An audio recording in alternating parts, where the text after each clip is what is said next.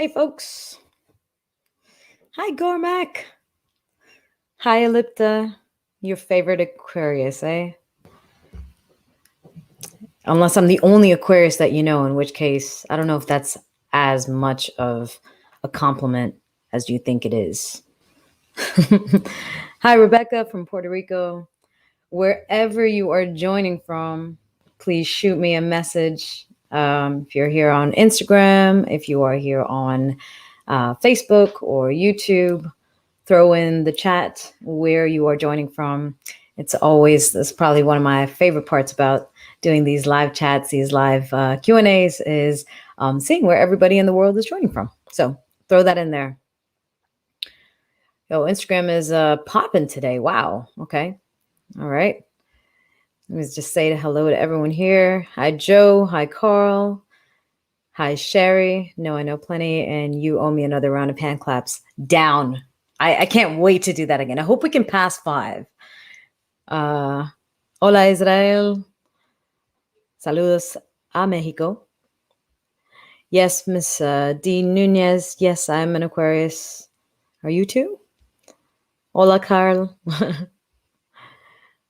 I lived in the house. Joe. I'm a February baby. Hi, Marius. Oh, you made it. Perfect. I do have your question up on my intended questions to answer. So hopefully I'll make it to that question as well. Hi, Irina. Hi, Herb. Brooklyn in the house. Sweet. All right. So for those of you joining for the first time, let me welcome you to another. Actually, this is the 10th edition of our monthly live chats. We've been doing this the first Friday or the first Saturday of every month since September, I believe. This is number 10. That's exciting. These live chats are all about getting a chance to talk about different topics that are related to dance or not related to dance, pretty much anything. It's really under my brand of thinking, feeling, and being empowered. And one of the ways that we do that is through open conversations, through transparency, to getting in touch with the way we're thinking, the way we're feeling, and seeing if we can redirect our thoughts so that we can get more out of whatever we're pursuing. So that is, if you're unaware of what this is and why I'm going live, that's what it is. It's not going to be a dance class, but we will be talking a little bit about dance just based on some of the questions. If you're curious on how this works best, ask questions, right? It is Ask Magna. I still haven't figured out exactly how I want to brand it. I'm going to Ask Magna because there was a period of time that I did a blog, which I will also be returning to. There's so many things on my plate. There was a period of time that I was doing a blog where it was an Ask Magna style blog. People would just join or submit a question via email or through a forum, and then I would attend to that. So it's kind of the same, except now we go live instead. So far it's Ask Magna live chat, but if you have any suggestions, you can throw them into the chat. Also for Facebook, YouTube, let me know if the sound is okay. I have positioned this mic a little bit differently than I usually do when we go live, and I'm not entirely sure if it is working out for you, if it's too soft, too loud, fuzzy, electronic, I'm not sure. So whatever questions you have, put them into chat. If you are on Instagram, there is a question button at the bottom. You can click on that. That's probably the easiest way for me to find it, just because whenever people join on Instagram or send a hello or anything like that, it starts to scroll and it's hard for me to scroll down to find those questions. But if you put it in the actual questions, I can actually just click on that box and see everything that you have asked, and I can attend to it there. Same thing on Facebook and YouTube. You can just throw it into the comments and I will attend to them there. The other way is, of course, support the channels. if you enjoy these live chats, if you have had a chance to participate in previous chats, had your questions answered, or found this as a replay and ended up getting a lot of value out of it, one of the easiest things that you can do is support the channel. So if you're on Instagram, hit subscribe. If you're on YouTube, hit subscribe. Actually, everybody go to YouTube and hit subscribe, because that's really the main platform for everything. And then finally, there is an option. If you want to buy me a coffee, that's coffee, I guess it's coffee, but it's KOFI. KOFI, I think. Yeah. The information is there in the actual comments on Facebook and on YouTube. And on Instagram, they have this new thing where it's called badges. I don't really know what it is, but if you want to show your support, you can always click on that and buy a badge, whatever that is. I'll find out when you do it. So somebody go ahead and try that out. Hi, Chris. Hi, Vlad. All right. So again, wherever you're from, please shoot me a small text and just let me know where you're joining from. Joanna's from Hong Kong. Sweet. And she can hear properly. Awesome. Okay, cool. Plamena, hi, Magna. Always happy to see you. An idea for a name. Gopal, Ask Magna. I like that. I like it. But I'm not sure I'm going to go with it. But I like the Ask Magna part. I'm going to keep for sure. Hi, Wade. Hi, Herb. Sound is clear and clean. Clear and clean. All right. I like to, if you have participated in this before, you know that I tend to go like right into it, because we end up having some very excellent questions, and we got some really good stuff. Felipe, I got your question in here as well, about, abuse of power in the dance community by instructors. There's a poll that I had done actually based on a clip from that I had posted before about just getting support from your family when you're trying to pursue passions, especially if those passions are not actually aligned with things that your family supports, and how to push through the pushback rather, and also the consequences, of whether you do decide to pursue your passion or whether you decide to pursue approval. So we will get into that as well. But first, just a couple more intros here. Hi, Ahmed from Egypt. Salut, tropic something. Bonjour. Yep, French. Somewhere French. Janice. Oh yeah, and on Facebook and on Facebook. Yeah, because I don't think you can on YouTube. Tag your peoples. Tag your friends. Have a watch party, whatever. Get some more people involved, so that they can benefit from the information, as well as ask questions if they have any. Cool. All right. So I'm going to start off with a light question. Wade had asked me, if you were one of the characters of your favorite movie, who would you be? I'm curious what you guys would think I would be. Should be interesting. Throw your things in there anyways, but I'm going to go ahead and answer that. For me, I think I would be Jean Grey from the Phoenix, from X-Men. I don't know if you guys are familiar with X-Men. Some people haven't seen it. Who knows, right?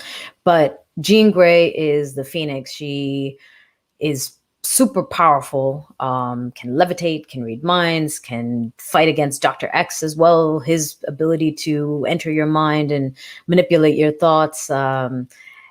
And she's a representative of the Phoenix because apparently she got destroyed, but then she rose out of that fire, even more powerful. And the reason I would choose her is because I feel like there are a lot of things that I have gone through in my life, things that could have destroyed me, things that could have held me down. And I somehow always found a way to rise through those ashes, and not just rise through the ashes and start crawling on the ground, but rise through those ashes and be stronger than before and be able to provide even more than before. So Wade, I hope that answers your question. I don't know who did you think I would be? I'm pretty curious about that. Mika from Tokyo. Hi.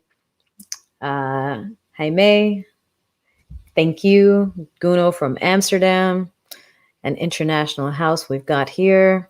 Fatima, Mestre Marcio. Deborah said, Magna, you should be Wonder Woman in a movie, in my opinion. I like Wonder Woman, but I like Jean Grey more. Like, Jean Grey is the epitome of cannot be destroyed. Whereas Wonder Woman, we don't know. Maybe she could be, right? Who knows, right? She's just very strong and powerful and all those other things. There's very cool things, but we don't know if she could be destroyed, if she could be killed. Whereas Jean Grey, we now have proof she cannot. And I feel like my life has given me that proof as well. So just saying. All right. Another two questions.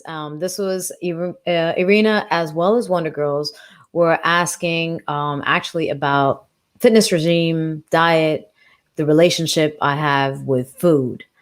I think I have an abusive relationship with food, if I had to speak very frankly. But fitness, my fitness regime, I talk about this every time because it's still ongoing. QFit. Speaking of which, okay, hold on, wait. I'm gonna just roll this back for a second and then talk about something else. I'll talk about it more later. But I am really excited. I'm working on a subscription platform for both my dance instructional videos as well as the QFit stuff. Something that's a way more affordable, and also eventually, once I get more and more content out there, is going to be a huge database of information. You have an option. If you just want to do the QFit stuff, you can just sign up for that. If you just want to do dance, you can do that. And there'll also be a combined membership where you get a little bit of both. And ultimately, I mean, if it comes to myself, if you're thinking, these are the, how could I be better, think better, dance better, and all of those things.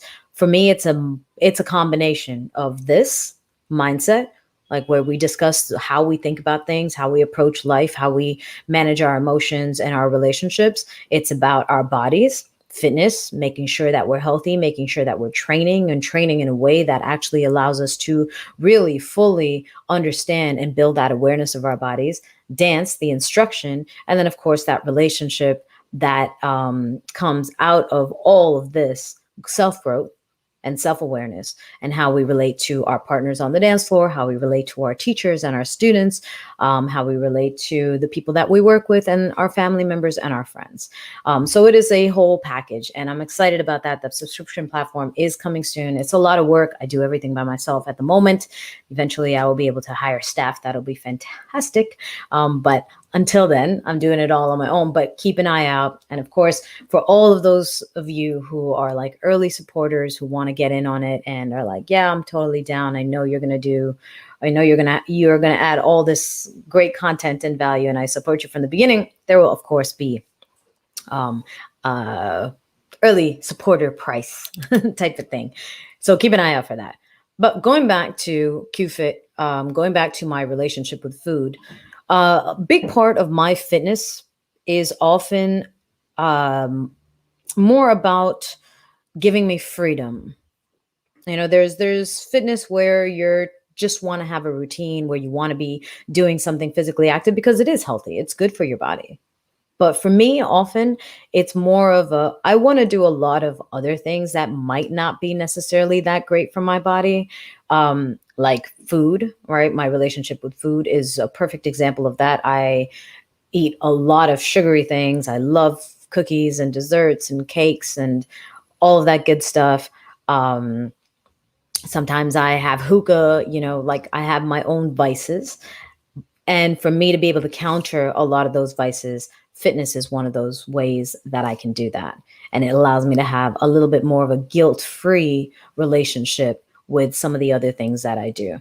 Of course, fitness also, my father was always very in tune with his body and always worked out. I mean, till very, very late stages in his age, he's been working out and he looks great. And so, I look at him and I'm like, when I get older, I would like to look like that too. So I try and maintain fitness as a regular routine. And I realized actually in this past year, since the beginning of quarantine, prior to quarantine, I was going to the gym.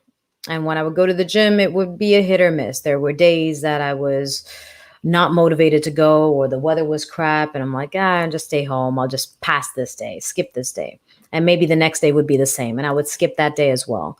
And then before you know it, my routine, my trend, my streak is not working out. My streak is staying at home and not working out, right?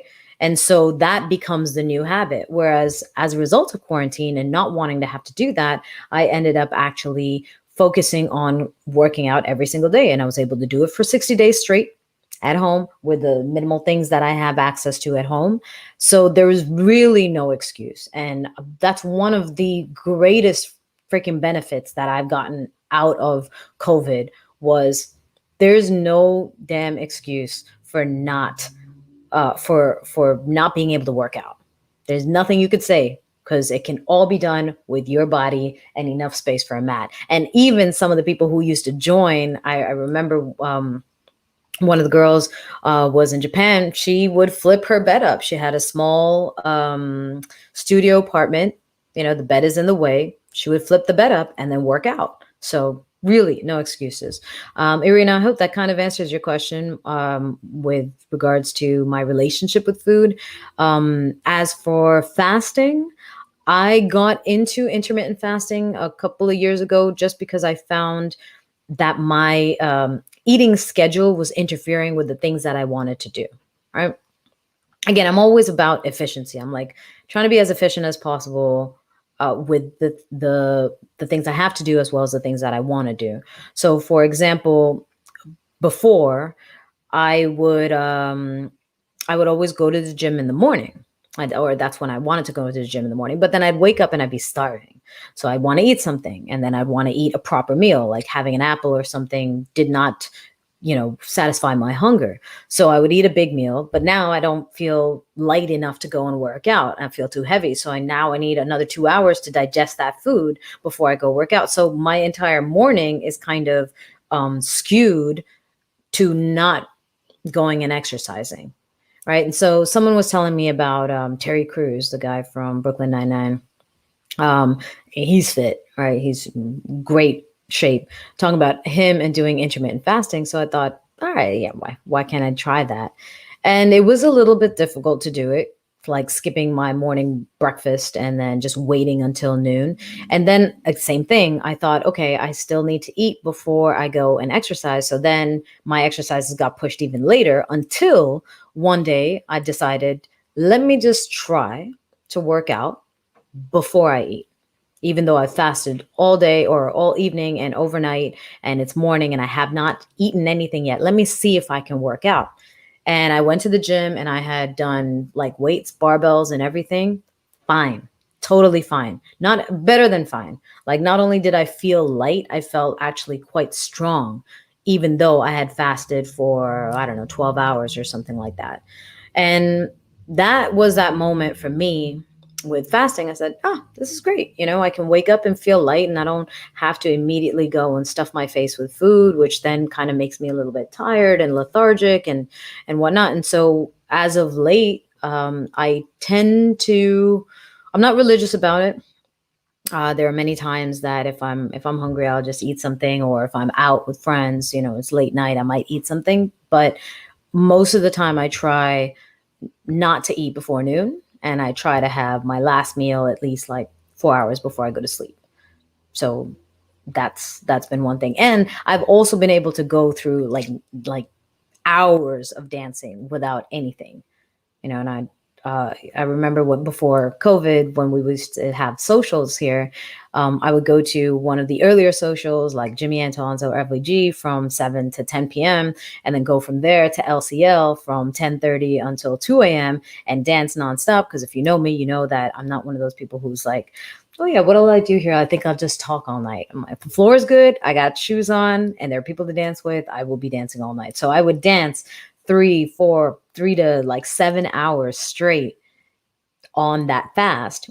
So my previous meal was usually before I went to the social. So like 7 o'clock, 6 o'clock might have been my meal. Then I would dance all night and not eat after, which that's another thing intermittent fasting has done, is like it's curbed my hunger to want to eat at the end of the night, where I always felt like crap the next day. If I'd eat like a big, and I would always eat a big meal, it would be a big meal, and then I'd go to sleep, and then I just wake up just feeling bleh, right? So I didn't even feel the need to eat after all of those hours of dancing.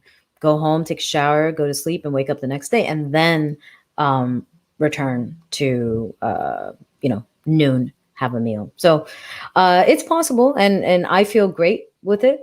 And it also helped to kind of curb my sugar cravings, because I always had sugar cravings in the middle of the night, usually. And it wasn't like I wanted to eat something like a full meal. I just wanted a little bit of sugar.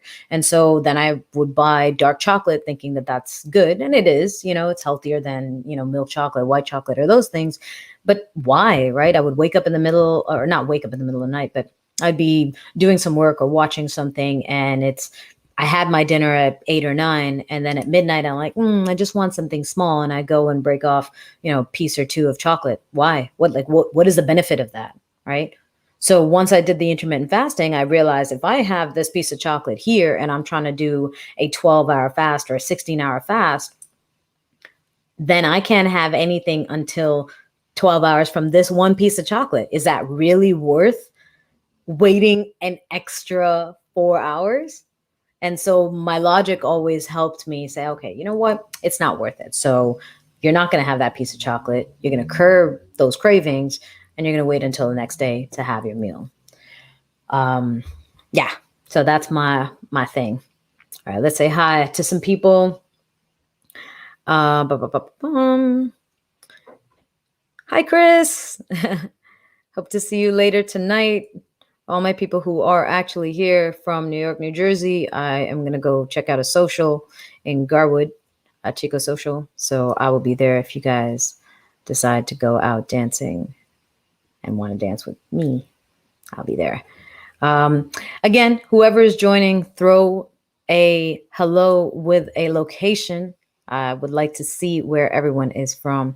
Hi, Kumo. Hi, Ziv. And I kind of like talk through a lot. Alex, you're everywhere. Fanny, hi. Miguel from Buenos Aires, Argentina. Hi. Mad Max Furiosa. Wade, I like her too. I'll take that. Totally down for that one. That's another one. Human power. I like it. Alex, my lives with Gamze, we're not doing those anymore. These things, just a heads up to everyone who is currently here. It's nice you tune in, right? And you're like, oh, cool, Magna's live. Here's a chance to chat. Here's a chance to ask questions. Or I asked a question, I know she's going to be answering it. But they take a lot of time to set up. And when you don't feel that kind of, I guess, appreciation or support, like for me, I'm always asking you guys, can you please fill out the feedback form, which you can find on my website, right? You can go magnagopal.com/feedback. Right? I always ask you guys, and I feel like maybe 2 people or 3 people fill that out, right? So there's all of this effort put into presenting all of these things to all of you to see how I can help benefit, how I can interact, how I can engage, how I can find out what else are things that you're struggling with, so that, when I'm a content creator, I'm an instructor, I'm doing fitness, I want to not just be creating whatever it is that I want to create. I want to make sure that there's an audience for it, that there are people who would actually benefit from it, that this question is posed by you, not just me thinking something, because I'm coming from a very different perspective, right? Even with dance, I would approach the dance from my 20 years of experience, right? I'm not necessarily thinking of what does a beginner need right now, right? So those are those moments where your interaction, your feedback, filling out a form, hitting subscribe, something as simple as subscribing to the channel, or other ways to support. Again, like I said, there's that Ko-fi thing, you can buy a coffee as a little gift, or on Instagram, these badges. I still have no idea what those are. Those are ways that if you want to see more from people that you are following, or that you're interacting with, or that you're learning from, that's one way that you can do it, is to really interact with them and show them support. throughout, not just for those moments where you're getting something, but understand that there's a lot of other work that goes into the back end to get here, right? All right, Joanna, I've got a long comment here. No one's watching. Very good comment. Okay, so Joanna's from Taiwanese living in Hong Kong. And many of my friends learned from you. I'm glad. Now, Taiwan has just been starting to go through the COVID alert process as confirmed cases have increased recently. Can you please share tips on how to stay diligent in working out at home, despite the fact that no one is watching or no one is interacting? I will answer that, and you can check it out. I know it's very late over there in Hong Kong, so you can check it out tomorrow. In terms of being diligent, this is, and again, I'm like, yes, I am promoting QFit because God damn it, I believe in it. And anyone who was doing it with me knows it works and knows that it's different than having an app that you're like, okay, I got a dumbbell. What should I do with a dumbbell? Here's some exercises, and there's a person on repeat doing that exercise or telling you, hey, do this number of sets. QFit, all of those videos, which I am, again, like I said, I'm going to upload them to the subscription platform once I build it out. It's taking me a while. I'm doing it on my own, but it will be available. They are live workouts. Like, I am working out and dying with you. So Joanna, that's one option. Something like QFit would be great because even though you don't actually have that interaction per se where I could see you, you still feel like you're in the presence of something that's happening with you, not someone that's a neutral party that's just saying, okay, do these things, and then you're left to your own devices and your own motivation. Actually, no. With QFit, I would do the entire workout. I would count it out. I would be giving tips while we're doing it. I'll break down all of the exercises. I will arrive perhaps somewhat presentable and then do one round of the circuit and then come back and then look like I put my finger in an electrical socket and look electrocuted, right? So it's very real. It's very raw, and it works if you just tune in and work out. So that's an option for staying diligent with your workouts. Flavio from Playa del Carmen, Mexico. Long Beach, California in the house as well. Sweet. Okay. Next question. Do I have anyone here? Laura. Hi. Bonjour. Bonsoir. Zeev, wish I could join for the social. That would be so awesome. I would love Zeev if you were there.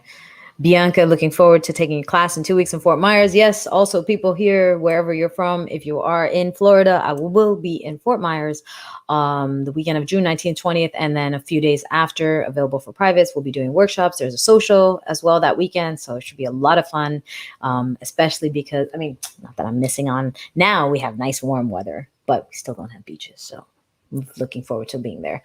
Okay, so we have gotten...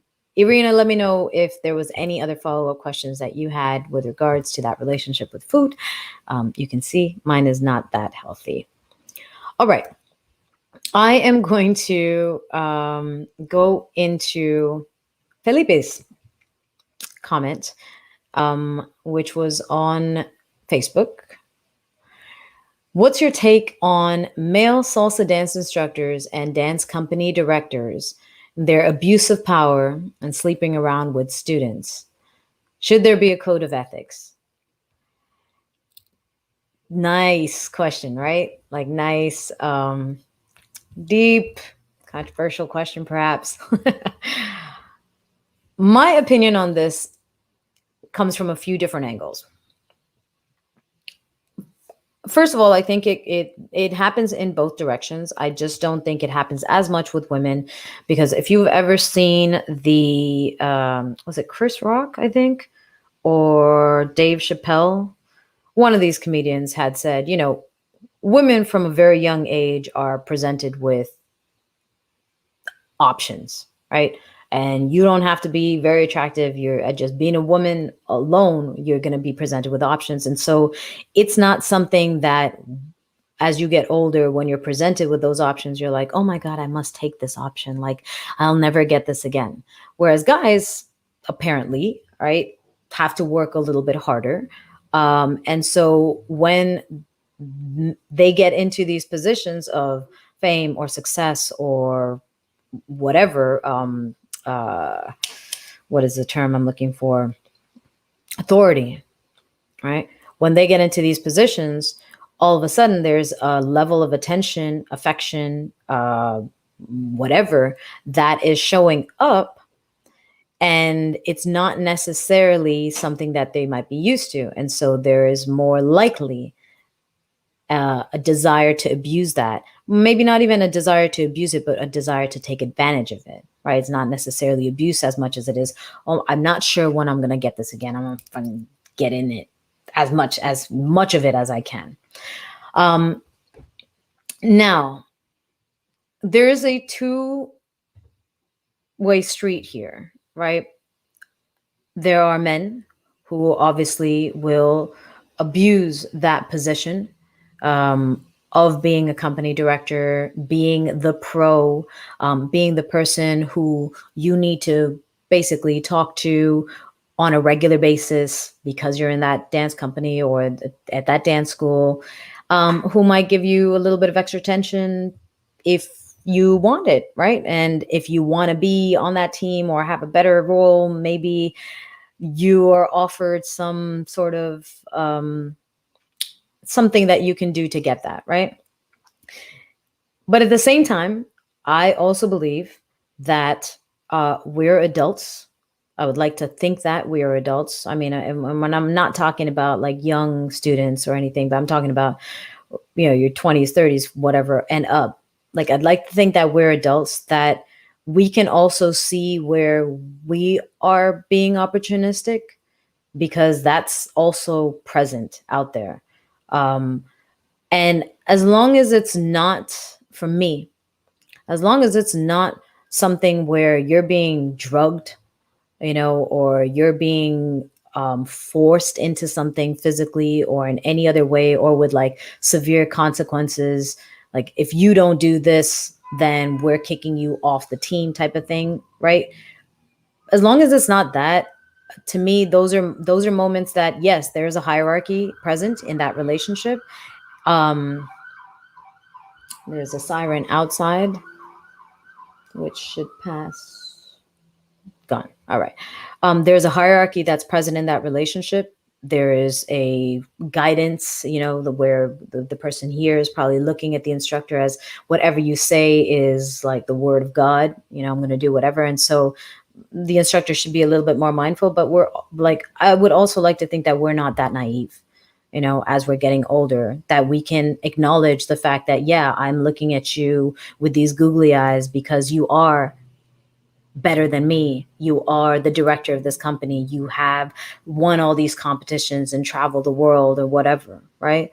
And then make my decisions based on that. If I still want to pursue you because I am feeling as if I want a piece of that, that's my opportunism that's coming out in my pursuit.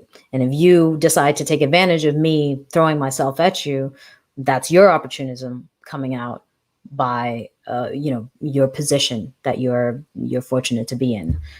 So I'm not entirely sure, Felipe, like that would be my take on it.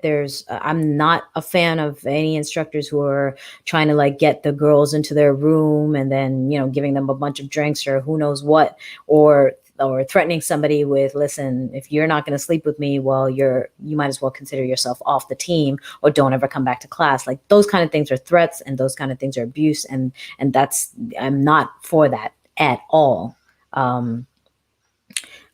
But I also see the side of adults engaging with adults and taking responsibility for those decisions that you make, even if it is a Google Gaga eyed thing, that you do. Like, I mean, I would tell you, for example, Charlie Hunnam from Sons of Anarchy. Yeah, I find that guy super attractive,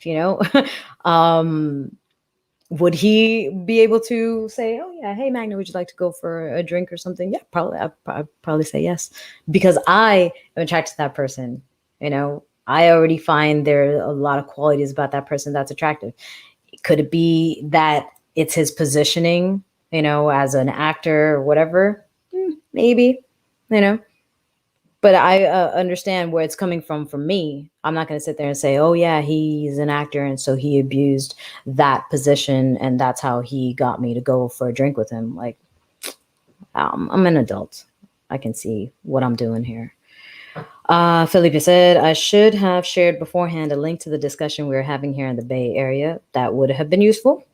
I apologize that I did not see that link, or that you didn't share it, rather. That's why I didn't see it, and I'm not aware of it. Feel free to throw a follow-up. I'll try and attend to that. Magna, thanks. Irina said, no more questions for right now. P.S. also do not have a healthy relation, but I'm working on it.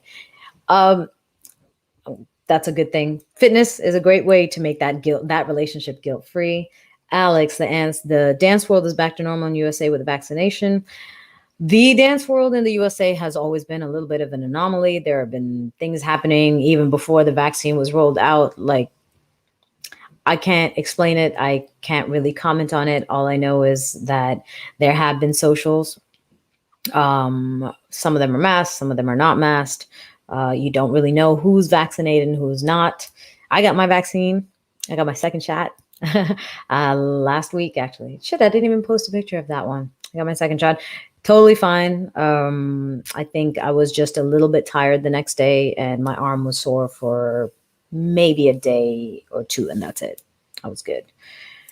Yeah, Felipe, I'm not gonna be able to check that now. I'm sorry. All right, everyone. Any other questions? Feel free to throw them into our chat. All right. So this is another comment that was on Facebook from a friend of mine. It's very sweet, but there's another element of it that I'd like to address. So she said, why is it that I get bored to see so many shows danced really well, technically perfect, but I'm still missing something? And when I see you dance, I can watch that for hours. What do you think that show groups should be doing different to still entertain us? Another example is like, I love watching certain people that they're like floating and feeling like they're living the music. Someone replied to that comment and said, because too much greatness becomes standard and standard gets boring. They are all so technically good that they are not interesting anymore. So many levels to this comment. First of all, one is a social dance has a little different bit of an element to it than a show. Social dance is something that just kind of happens on the fly. And sometimes you're entertained by a social dance and sometimes you're not. Even my own, there are people, even I could be dancing with some of my favorite dancers who are very musical, who bring out the best in me. But let's just say that the music is not inspiring, or the floor is really sticky, or, it was a long night before of dancing and just kind of a little bit tired this night of dancing. So the connection isn't really there. And so you would sit there, and I've had this happen many times where people are like, oh, she's dancing with so-and-so. Grab our cameras. I'm like, good luck, man. You're going to have to delete that file. You're wasting a lot of space and memory trying to record this dance. It's not going to be anything special in that sense. When it comes to shows, on the other hand, we actually spend a lot of time to create those shows. Now, the question in here that says, what do you think that show groups should be doing different to still entertain us, is quite a loaded question. When I create a show, I'm trying to push my own boundaries. I'm trying to push my own limits with the things that I want to do creatively. I'm not here to try and entertain everyone, because the audience is a fickle group of people. There's one thing that you like, and then the next week you don't like that anymore. I can't cater to that. I can't sit there and build my career on trying to cater to people's fluctuating wishes and desires of me and what they think is entertainment and what isn't. All I can do is be real to myself, create what comes from my heart, make sure I'm adhering to that, feel proud of my own creation, and put that out there and let the world see it and react to it the way they want to. So the phrasing of that question, maybe it wasn't intentional, but I'm not here to like entertain you per se. I'm here to create something that is entertaining based on standards of my own and my own values and my own technique, my history, and my background in dance. Now, the second part of it was the reply to that comment, which was because too much greatness becomes standard, and standard gets boring. They're all so technically good that they're not interesting anymore. And I have to strongly disagree with this because my dance, especially considering that the original comment was that when I see you dance, I can watch you for hours. Yes, I break a lot of rules, but I break a lot of rules because my technique is solid, right? So it's not that they're so technically good that they're not interesting. I would not be interesting without my foundation underneath me. I would just be flailing my arms, thinking I'm doing something, creating something mentally, but not actually manifesting that physically in my body, in my dance. The reason whatever I'm doing physically on the dance floor can still appeal to people and say, oh, wow, that was cool. Oh, that was so much fun, is because the technique behind it is solid. So I would disagree with that people are so technically good that they're not interesting anymore. Where I think things get less interesting is a lack of creativity, right? It's not the technicality. It's not the intense technicality that makes it boring. It's a lack of creativity with that technique that makes things boring. When you know something so well, you should be trying to figure out other ways to play with it. You know, if you are that good with X, Y, and Z, why does it always have to be X, Y, and Z? Why can't it be XXX or XYY or XYZ or XYZ, XYZ, ZY, XZY? Like, why can't you do that? Right. And that's the problem. And that's usually the hurdle that most people have to try and overcome is something gets good, whether you feel good about it personally or whether other people sit there and say, you know, this is really good, that you should stick to this, right? So you're great at X, Y, and Z.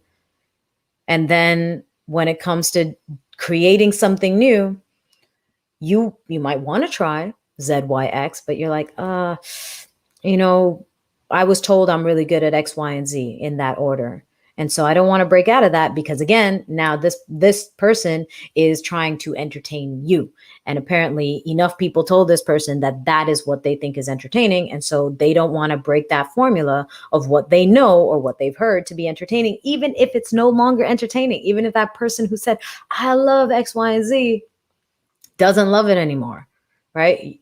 So I think as creatives, as creators of anything, actually, for that matter, it's not just dance, but anything that you're doing, including whether it's in work, whether it's in fitness, whatever it is, once you have achieved a certain level of skill, great. You know, once you got that foundation and that technique, great. But now create something with it, right? Make it your own. You got really good at doing a performance with this team. Cool. Now, how could you create your own performance? Maybe you don't even have to come up with new moves. Just take the same moves and put them in a different order, right? But we have a tendency to, you know, take this path of least resistance, right? Least effort. I got good at this. I'm good. People say I'm good at this. I'm going to stick to this. You know, that hasn't been my approach. And that might be why Sorcha is like, oh yeah, you know, I can watch you for hours, because everything I learn, everything I get good at, I am trying to find ways to get better at it. And not just get better at it, but see how many different ways I can use what I know. Because that's the whole idea of discovery, of self-discovery, right? As well in the process. So I hope that helps. All right, Alex, how do you feel about Rueda de Casino? In Brazil, salsa dancers complain that it takes away their freedom. When I first started dancing in Toronto, I think we did a lot of casino, Rueda there too. Again, you see, this is the thing.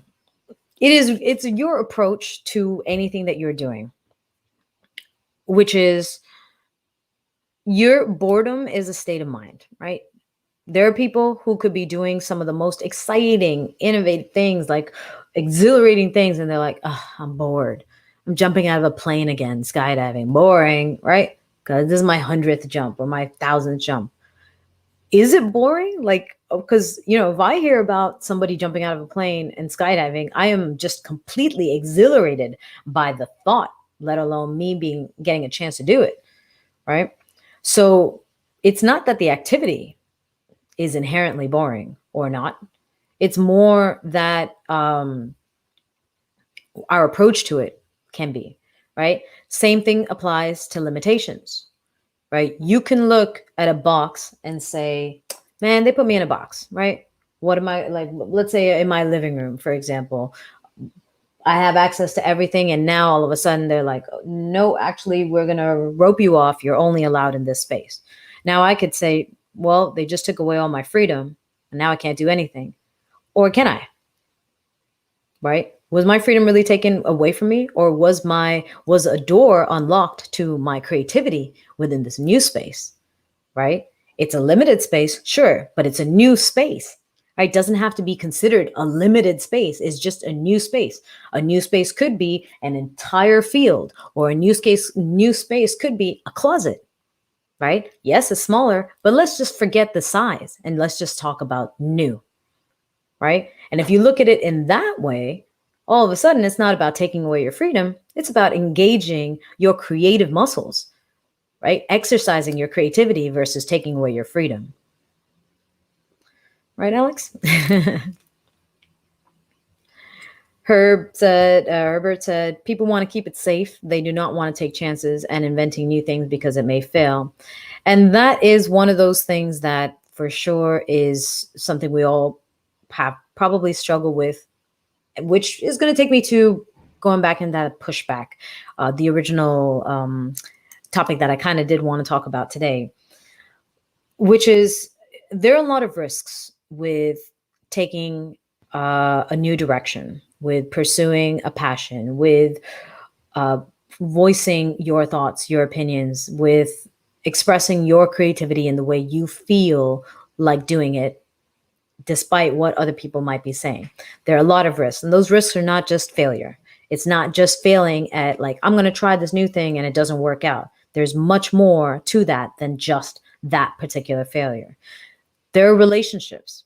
I don't think we think about that as much, but with every choice that we make, there are relationships at stake. And if we are not paying attention to that, then we risk losing them. Now, at the same time, when I did this poll on Instagram, where it was, how many of you like always, or how many of you had like family members that didn't always approve of you pursuing your passions? Tons of people said like, yeah, me, right? And I'm in that same boat. Like my parents weren't like, oh, salsa dancing? Yeah, totally. That's exactly what we dreamed our child would grow into doing, right? And then the second follow-up question was, how many of you pursued your passion and how many of you pursued the seeking of approval? And oddly enough, like there were a lot of people who pursued their passion, but there were a lot of people who actually just sought the approval. And then I got a bunch of messages, private messages, where someone was saying, 40 years, right, of seeking approval. And finally, after 40 years, being able to take those steps and pursue your passion. So when you are trying something new, there is going to be pushback from a million directions, right? There is the pushback from within of just being scared to fail, not knowing. Maybe you feel like you're not that informed or you're not that skilled. All of those insecurities of your own. That's an internal pushback. Then there is your close circle, where people might not always be supportive. They might not necessarily tell you can't do something, but whatever they feel, whatever their experience has been, will often find its way into their dialogue, into their conversation, into their tone, into their words. And so indirectly, they might be pushing back against you, right? So let's say I tell someone, oh, dance, I want to travel with dance. And then someone's like, I don't think you can make a career out of that. That's awesome that you want to do that. That's great. Like, you're so good at it. But I don't think, right? You have, that's because that's their own hang up with something like that, right? Dancing as a career and traveling around the world. That's their own personal hang up with that they cannot help sometimes because they're not paying attention to their words, letting that out into the conversation. So now you are just revealed this to your closer circle and you already feel like, maybe I can't do it after all. Right? Then you've got your extended circle of like just acquaintances and stuff. And many of those people,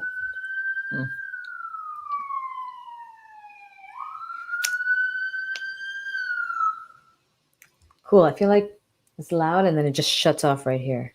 That's a bad thing. Maybe I should go outside and check what's happening. So many people outside of that inner circle, now you've got your outside circle of acquaintances and whatnot. And a lot of those people, they don't care, right? They don't need to be supportive of you. They probably just say whatever the hell they want to say. And most likely they won't engage in any deep type of discussion with you. So you now feel a little hesitancy from them, but you don't know exactly what it is. So there's a little bit more pushback, or there's that fake, that very superficial, like, you're going to do awesome, but you just feel like they don't really support you, right? That energy from that conversation with them. And then you have just your society, right? Like, who else has been doing this, right? And what has their success rate been? What has their reception been? And so with things like pursuing your passions, you sometimes have to evaluate which relationship means the most to you. The one with yourself, growing into whoever it is that you want to be and exploring all of your talents and your skills, or the one with other people where their support is conditional, kind of, unfortunately, right? That support is conditional. If I'm telling you I support you as long as you don't do that, then my support is conditional, right? So who do you want to maintain a relationship with? And you have to be willing to take those risks because they're always at stake. So not only, and this is why I'm a very strong supporter of people who pursue their passions, because God, you had to go through so much to get there, like getting through your own hiccups, getting through your own insecurities, getting through all of the indirect lack of support that you might have been receiving, and then possibly losing relationships along the way, because depending on what you're pursuing and what that relationship is, maybe you cannot have both, unfortunately, right? And so you had to sacrifice that relationship for the sake of the pursuit of your own passions and your own growth. So those people who've done it, it's a huge applause from me, at least. All right, what do we got here? Justin can't stay, but wanted to pop in and say, hey, gorgeous. So, hey, gorgeous. Hello. Debraj from Calcutta, the siren. It wanted to say, keep it up, Magna. I appreciate that. Thank you. Okay. Next up is a question. Marius, you're here still. I see that. I'm going to be answering your question next. And this might be our last question for today. Unless some of you have something else to add, I would be glad to take questions from you guys. Again, remember, if you're here already, throw in a comment, throw in a like, tell me where you're logging in from. If you want to support this channel, wherever you are, Instagram, Facebook, YouTube, hit subscribe. And if you are on any of those other platforms, please go to YouTube and hit subscribe. That's where I usually host all of these lives, and I try and cut up all those videos because that's where I can kind of have longer videos, and it formats well compared to Instagram, which always crops things and stuff, and I have to do a lot of editing for that. So YouTube, go on there and hit subscribe. If you are watching this as a replay, share your comments. What do you feel about these other topics that we've discussed? What would you like me to discuss in the future? Feedback form, so important for me. I know you're like, feedback form, right? But it means so much to me to understand what you got out of a session, right? So magnagopal.com/feedback, or just go to my website, contact form. You'll see there's a contact form. You can throw your feedback in there, or you can also scroll down and there's an actual form there. But magnagopal.com is super easy to find and where you can engage there.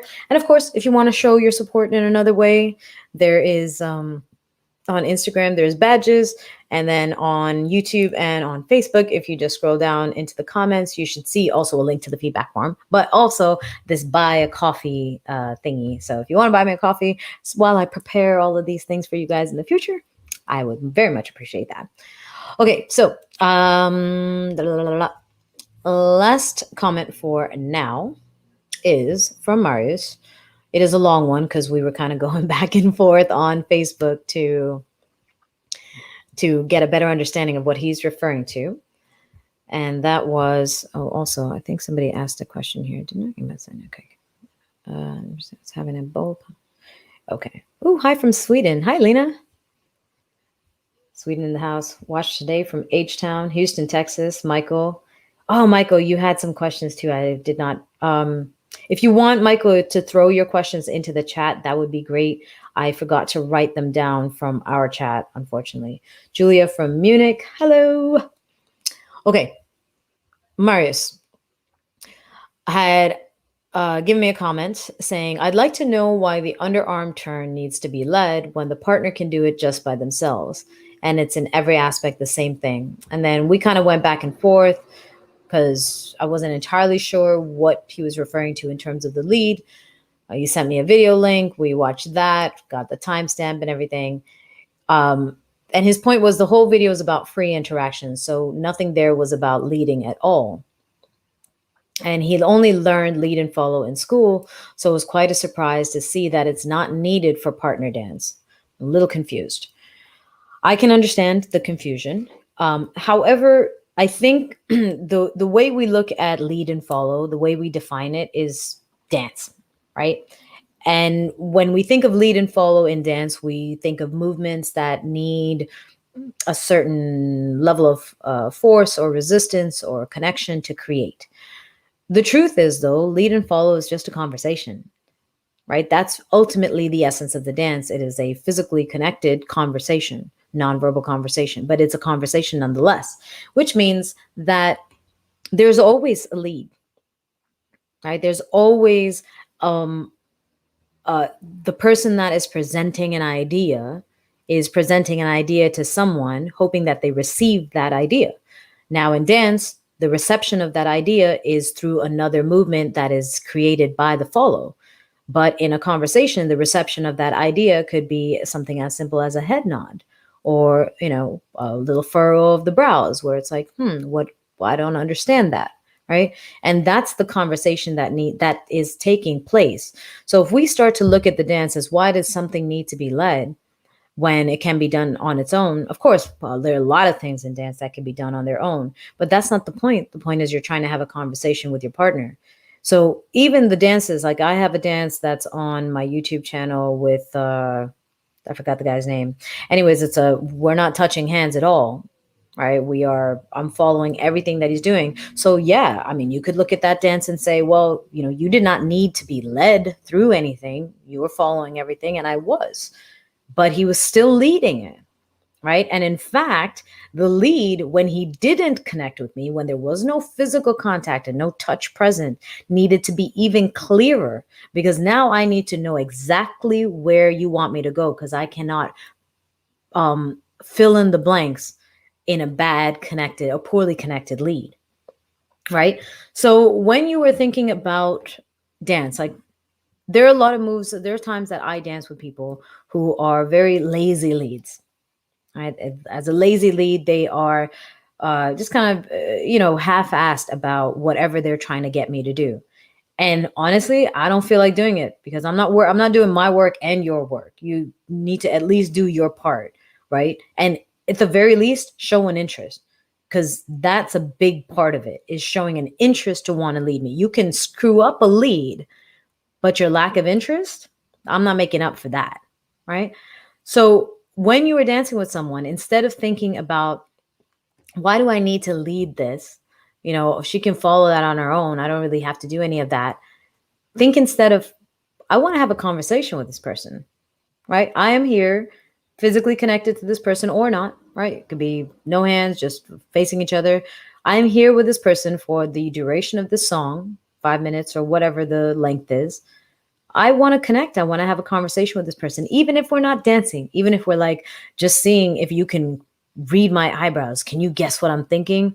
And then the person says something, you're like, nope, try again, right? Whatever it is, you're just communicating with that person. So look at your dances as conversations, both as leads and as follows. Look at them as conversations and think about what a good conversation consists of.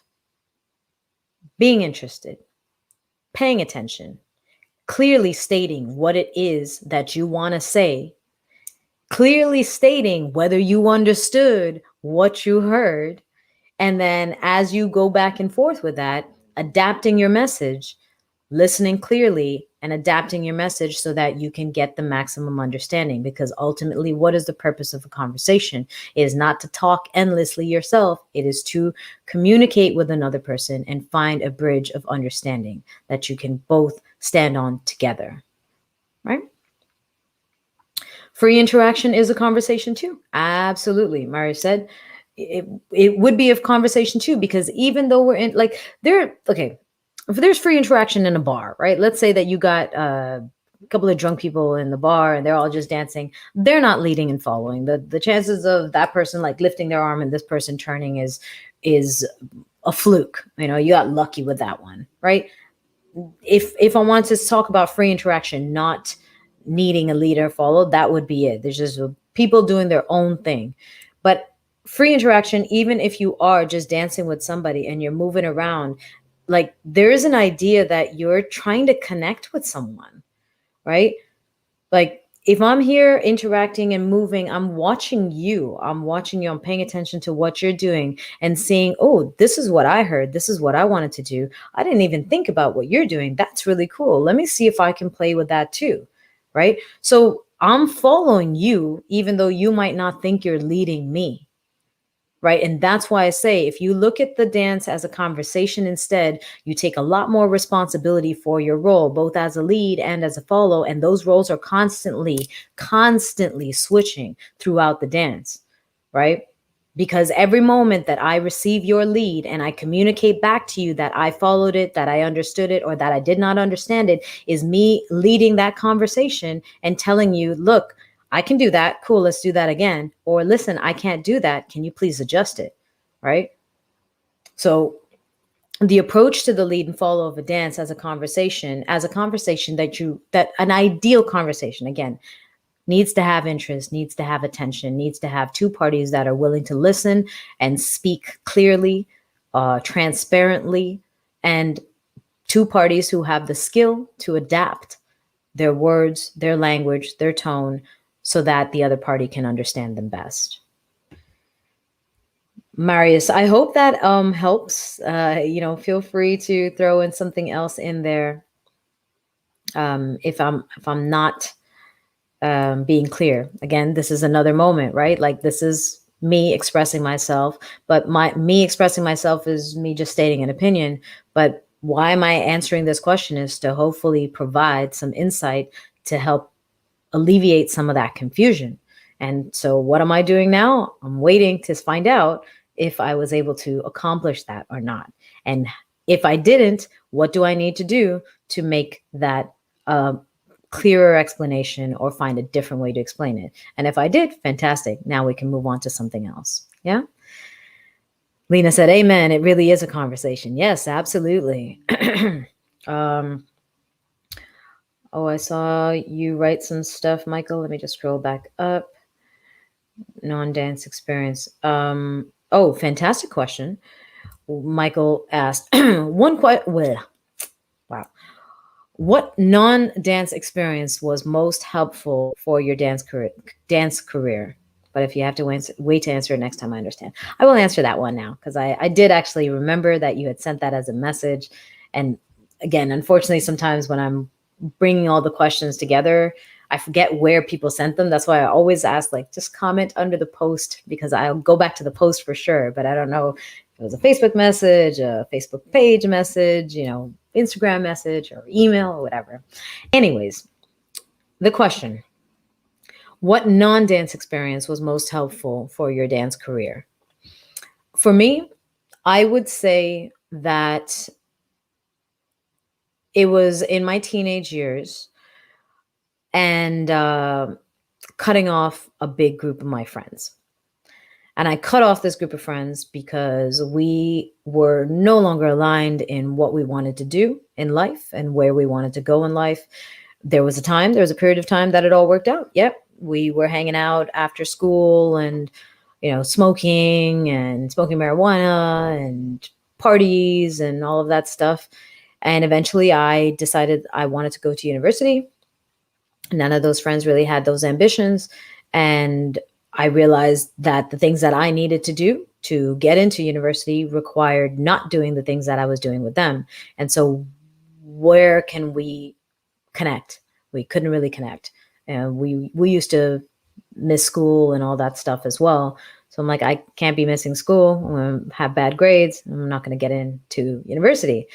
And so I had to cut off a lot of those friends, like actually pretty much all of them. So I went from like super popular to loner by choice at an age where peer acceptance and peer pressure are usually the dictating factors of the actions of teenagers, and it was not a factor for me. Now, what that did for me, of course, it allowed me to pursue, again, going back to what we talked about earlier, right? Pursuing your passions or your dreams or your goals and accepting that you're going to lose something along the way, right? Whether that loss has the same value as what you're gaining is another story, but you're going to lose something. And in my case, it was those relationships, and I chose to lose them for the sake of my pursuits.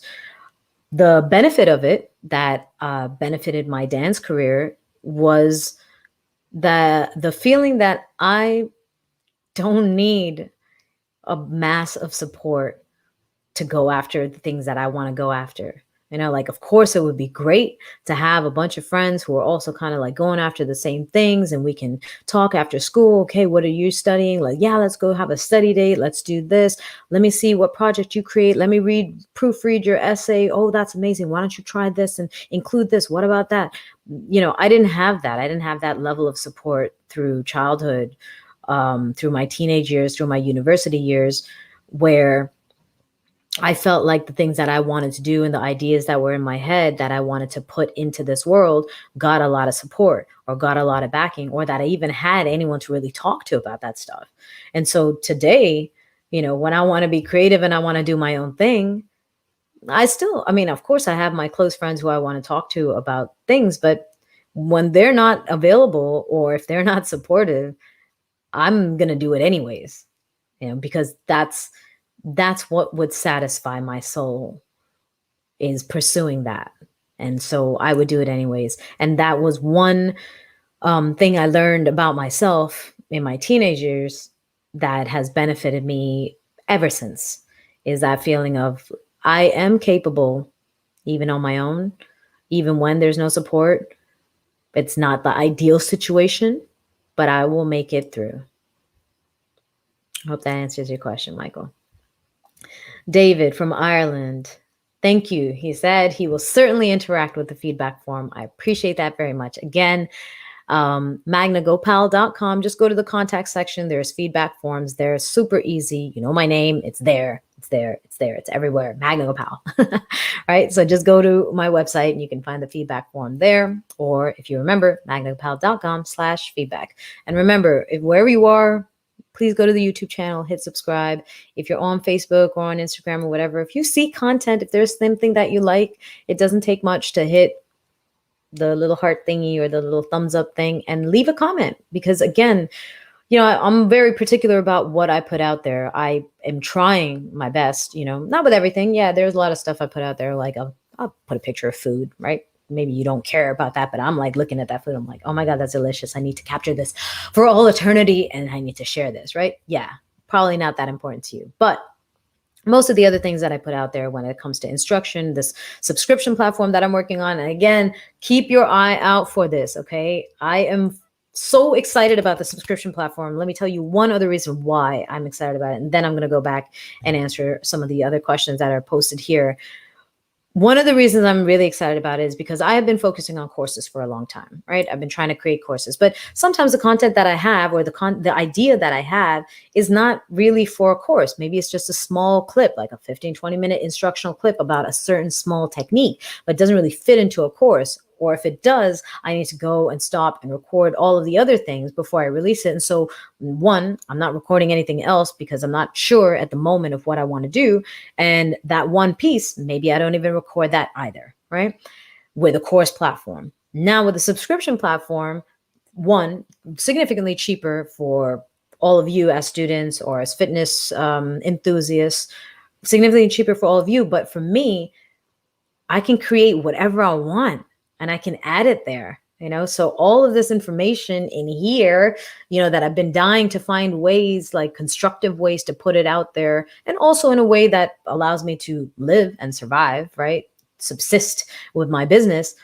This is gonna give me so much freedom to be able to do that. So anytime, like whether it's even things like free interaction and conversation, right? How can I demonstrate that? I could create a video for that, for fitness. If there's something that I'm doing in the park, all my park workouts, which are not really part of QFit because QFit I've done at home, right? Now those are all exercises that I can now add as workouts into my fitness platform, so if you're thinking, oh, I want to go outside and I want to do something outside, now you got an option, right? Whereas before I wouldn't have added it because I wouldn't have known where to put it. Right now I have a subscription map. So it's coming. I'm working on it. I'm doing my best alone. Again, no support really, but I'm working on it. So for those of you who are going to hop onto that and support me from the very beginning, that platform, that database is going to grow. I promise you there's going to be so much on there. And there will be definitely a discount for any of you who want to get in early and say, Magna, I am one of your cheerleaders. But either way, for me, again, going back to wow, I'm going to tie this back to the show groups. What are they doing to entertain us, right? This is for me. I have always wanted to provide instruction. I love teaching. I love giving this knowledge because I think that what makes me unique in dance is a mindset thing, but also a different way of looking at things, like the lead and follow relationship, that conversation, or the way we connect with somebody, the technicalities in dance, right? It's my way of looking at things, which if I could share them with everybody, I think I could help a lot of us get to different levels of creative expression and different levels of enjoyment, right? And how could I not want to do that? Right. So this is that opportunity for me to do that. So yeah, I'm going to be creating a lot of stuff, and your input, especially those of you who sign up early, your input as always, it is just immensely valuable to me. Like, please don't ever think that you completing a form is just going into the ether. It just disappears. No, I read it. I look at it and I'm like, all right, okay, that's a really good question. Let me write that down. How would I answer that? And then I try and make a note and I try and include it into the next chat. When it came to courses before, I tried to create courses based on what people said. Oh, I'd really like your spin technique course. You've taught that around the world and it's helped so many people. So that was the first course that I had worked on to build out. Someone else is like, oh, I don't really understand this kind of footwork. Cool. I'll work on that. I'll create that as well. Right. So your feedback throughout this process, throughout my entire journey as a dancer, as an instructor, as a coach, as a speaker, your feedback is always going to find a place here, that of value to me, even if it's negative.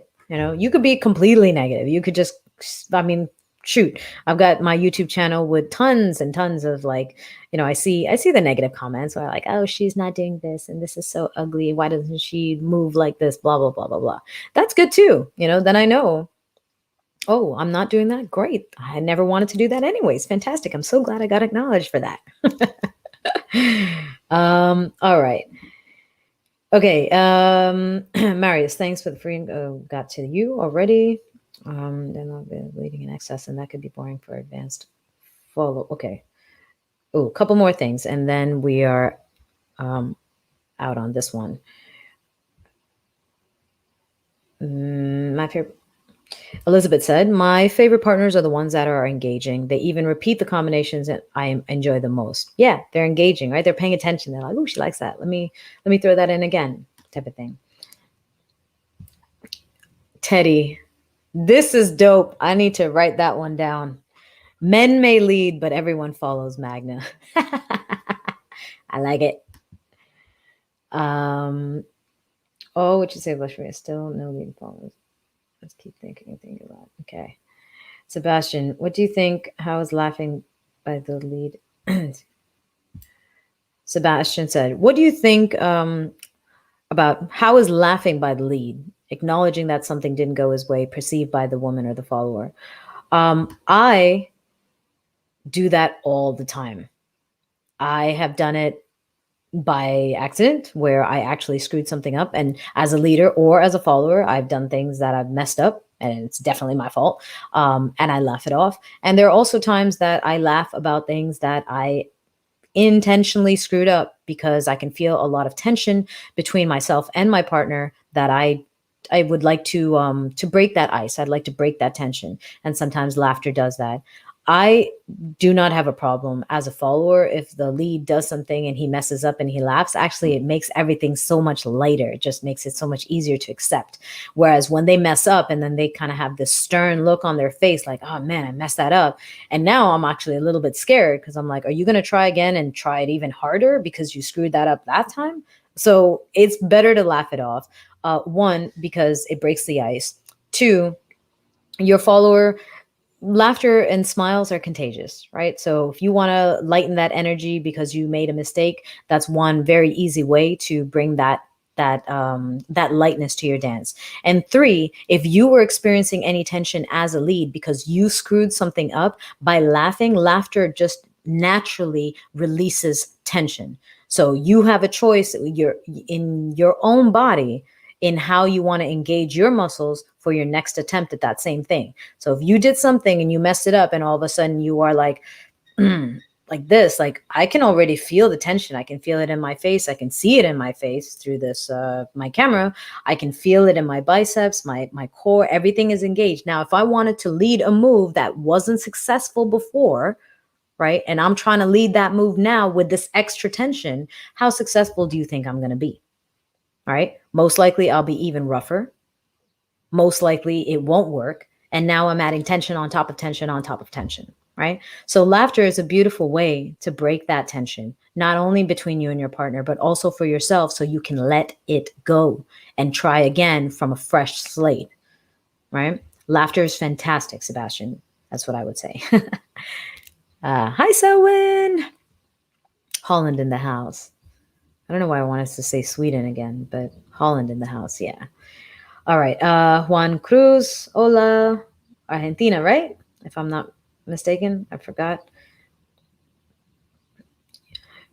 Teddy's super supportive today. I look forward to subscribing. And he said, once you think you know, you stop learning. So everyone should subscribe. I agree. And, even for myself, again, going back to feedback forums, right?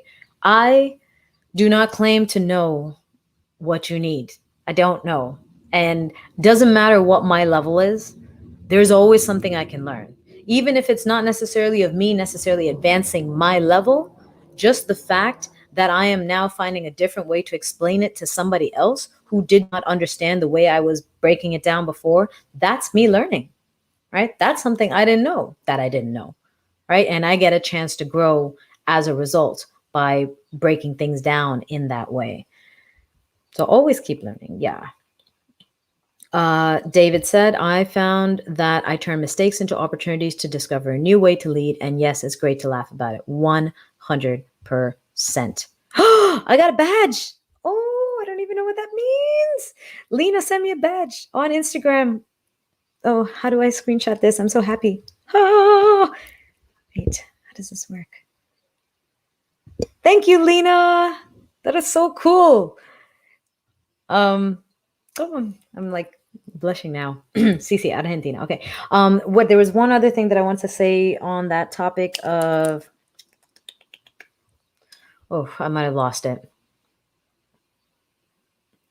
If anyone wants to throw in a question, you have a chance here to ask a question while I'm trying to ponder what it was, that extra little tip that I had with regards to this. Hi, Angel.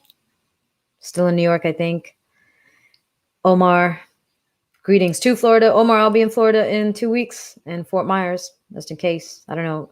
Florida's quite a big state. I realized that my friends in Miami are not as close as I thought that they would be to Fort Myers to go and meet me.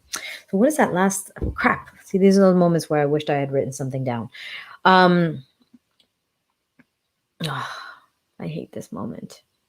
Brain fart.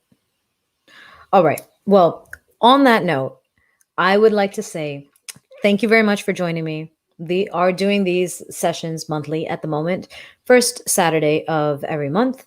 The replays are on YouTube, so you can go and check out the whole replay there. And if there are any questions, please, please, please, please, please fill out the feedback form. Let me know if there's anything else you want me to discuss, including on the subscription platform. What are the things that you would like to see? I have things that I have to edit that I'm going to put out there. And that platform is going to grow. Trust me, that database is going to be extensive, with content, with mindset tips, with everything. So you'll find a good. I don't know if you guys can hear the music, but it's quite loud over here. So I'm gonna dance until that light changes and the car moves out of the way with the music playing loud. Can you guys hear that? Do I look crazy just dancing here by myself? Oh, okay, cool. So definitely keep an eye out for that platform. And if you are anywhere here on this, don't forget get to hit subscribe. Feedback form, really, really important. I know you might think that it's nothing, but it actually means a lot to me. Your thoughts, your feedback, the questions that you would like answered, what you found useful in this one. Maybe there was something like we were talking here with Michael, with Sebastian, as well as with Marius, where there's a different way to look at things where you might not have thought that this was a possibility, right? So any of those things, throw that into the feedback form. As always, it is a pleasure to interact with you guys. I am glad to have this opportunity and this ability to connect with all of you, wherever you are in the world. Next live chat will be, I don't have my calendar here. Where's my calendar? Hold on. Will be first Saturday of next month. Maybe not, because that is 4th of July weekend. So it might be on the Friday. Either way, I will post that. Also, in the feedback form, if you don't mind, I am terrible. There's something I'm very, very poor at, and I'm going to work on this. Okay. I'm going to do my best to get better at this for myself and for all of you. I am terrible at like self-promotion and marketing and all of that stuff. I want it to look clean and then I'll put it out there. But really what I want when I post something is I want engagement, because I want to know what your thoughts are. So if you have any suggestions, because some of you on your social media are like popping off, you guys post some amazing things. I have one of my QFit girls, Marion, who always has such interesting and creative story posts, and I wished I could do it, but I'm like, I guess I'll just take a picture of my mat with weights, I don't know. So if you have any suggestions, feel free. Again, it might not be something that would work for me, but at least I can open my mind to something that I would not have thought of before, right? Because you are thinking in that way. So if you ever have any suggestions like, hey, Magna, your live chat, it would be great if you promoted it as an event on Facebook 2 weeks before, right? Like I'm not sure how to do that because it goes through StreamYard, but something like that I can explore that opportunity as well, So look forward to hearing from all of you. And also, Michael got me a badge too. Woohoo! This is so cute. My folks here on Facebook and on YouTube, if you want, you can also get me a coffee. That's that link down there. I think it's the same kind of thing idea as a badge. So anyways, appreciate it very much. Thank you guys for spending a couple of hour and a half with me on this Saturday, this beautiful Saturday. It's gorgeous weather outside here in New Jersey. I am pretty certain that after I process all of this, I'm going outside and going to read a book. As always, a pleasure. Thank you very much for your interaction. Thank you for your participation. Thank you for the badges that you guys got here. Thank you for anyone who decides to get a coffee. And thank you for all of you who are going to fill out the feedback form. And I will see you very soon, or I will be seeing you on social media all throughout between this one and the next chat. Okay. Ciao, everyone. Bye, G. Always a challenge of how do you end? There we go. Bye, folks. Have a fantastic weekend. Thank you for signing in. As always, don't forget, like, comment, subscribe. Turn on your notifications where that subscribe button is. I know people do this all the time. They're like, subscribe. And I'm like, how do they know? Here, subscribe, subscribe, subscribe, subscribe. Right? Had to hit it once at least. Hi, Basim from Egypt. If you're just logging in, I'm just logging out. Next time you got to come earlier. Ciao, everyone.